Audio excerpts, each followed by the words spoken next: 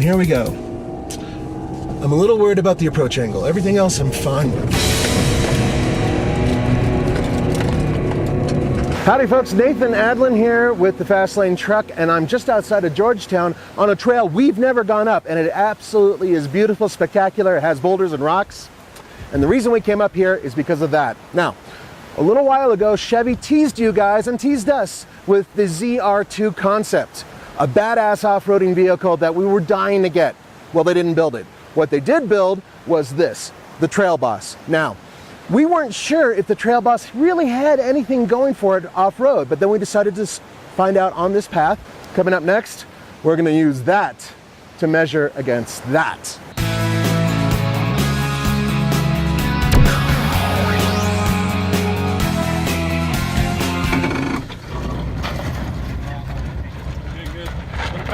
Passenger, there you go.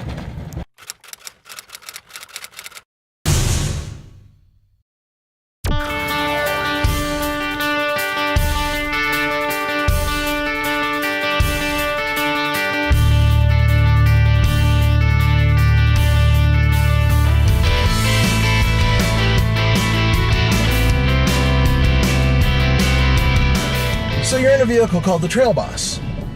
What does that mean? Does that mean that you have anything more off-road worthy than the regular Z71 off-road package? And the answer is yes and no. Yes, you get these fabulous Goodyears. They're terrific off-road. What else do you get? Well, not a whole lot. You can get the light bar, which this one didn't come with, which is sort of weird. You can get the side steps, which this does have, and they're kind of useless. Now, there are some very important numbers that completely separate these vehicles, namely approach, departure, breakover angle. So your approach angle here is 17.3 degrees. Obviously different. And part of it has to do with the chin, which we will discuss later. The departure angle is 22.1 degrees, and that's actually not too bad for a pickup truck. And the breakover is 19.8 degrees. Overall ground clearance is 8.3 inches.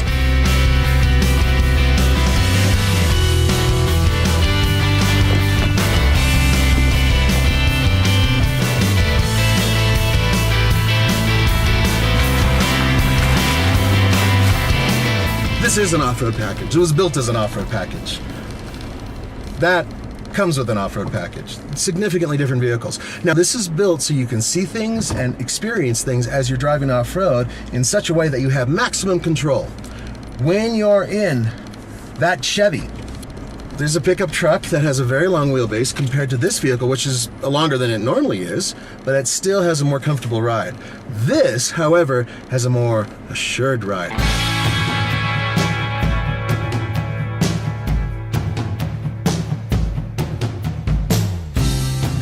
Let me show you what you're paying for in terms of the good. This is the good right here. These Goodyear Wrangler Duratec off-road tires are stupendous. They're really good off-road. On-road, they're quiet. Grip has been decent. They're sipes, so they should be able to handle ice and snow quite well.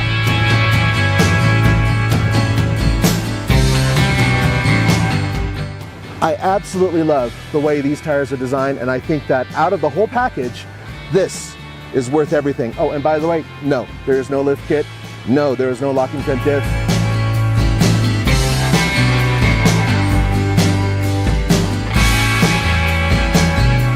Majority of what's on this vehicle, it's for appearances. And at the end of the day, appearances aren't really gonna get you very far off-road.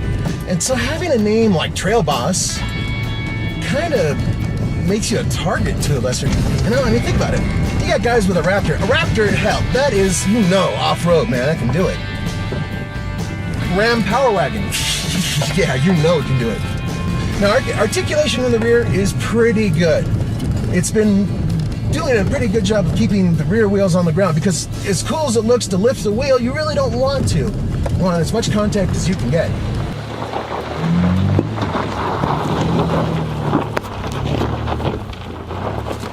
Now here's some cool stuff. First of all, locking bed, important, but that comes with the standard truck.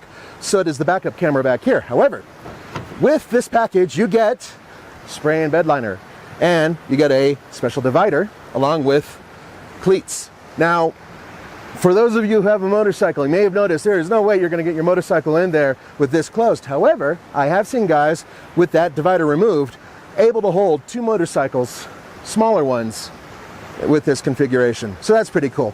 305 horsepower, 269 pound-feet of torque V6, hooked up to a 6-speed automatic transmission. There is no manual option with the V6. For those of you who don't know, perhaps you were living under a rock or whatever, you may know about the Jeep Wrangler, and it does have skid plates and it has great protection, and ours has rock sliders. Those aren't rock sliders. This vehicle basically is your stock pickup truck with a little tiny bit of extra protection right here.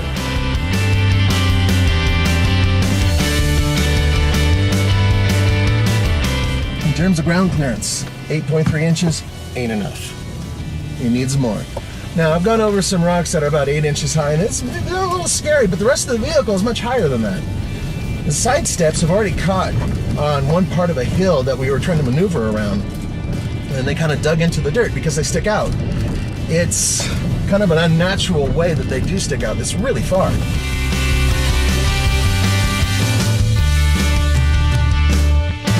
Isn't this an amazing place to end this video? I mean, look at that. I highly recommend that you guys come up here. Now, is this as good as this? No, not off-road, of course not. We knew that going in. We knew that this was really more of a measuring stick. Whatever this can do, if this can do it, that'd be awesome. But considering where we are, I don't think we should end. Follow me, camera guy, check this out. That is what we need to do. We need to go up some of these hills. In the Chevy. That's awesome. That's off-roading.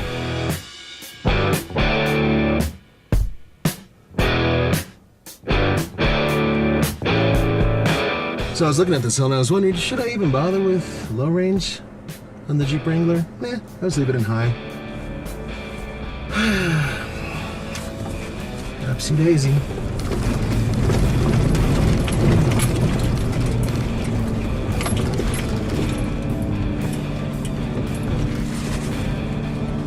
Yeah, no problem.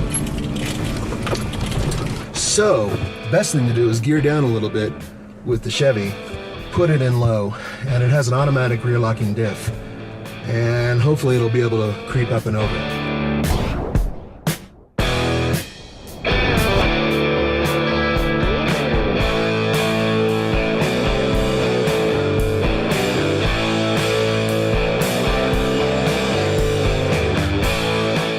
Okay, so stability track is off. Hopefully the locking rear diff is good to go. And in manual mode, you can hear it winding up. And here we go. I'm a little worried about the approach angle. Everything else I'm fine with.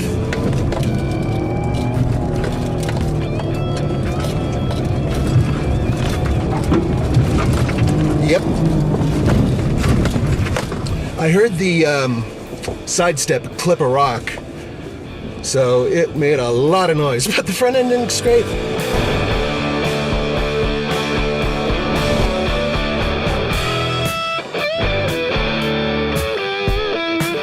That's a hill that I would say you cannot go up unless you have decent tires and four-wheel drive, real four-wheel drive.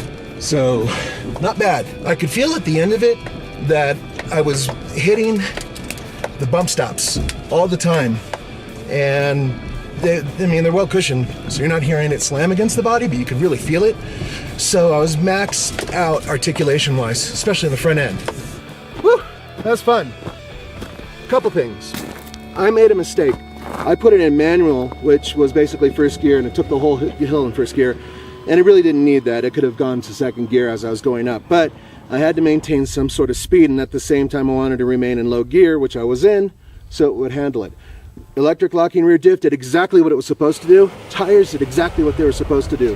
No problems at all with traction. And it gets a little loose up there. But there is a detractor. One, I was worried about having my front skirt scrape, and it did just a little tiny bit. Hey Nathan, I'm the king of the world! You recognize Andre? That's what happens when he's over 11,000 feet. You need some water, pal. Macho.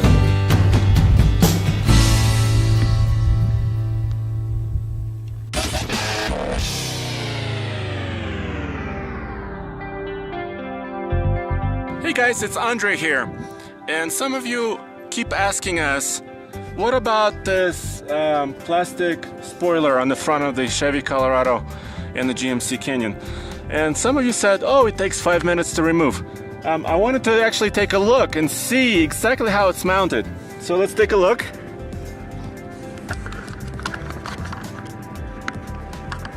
So the interesting part is it has these screws along the lip, but they're mounted from the top. So you do have to remove some other components for some of these screws in order to get the chin off. And see, it's called the air deflector. And this will take longer than 5 minutes.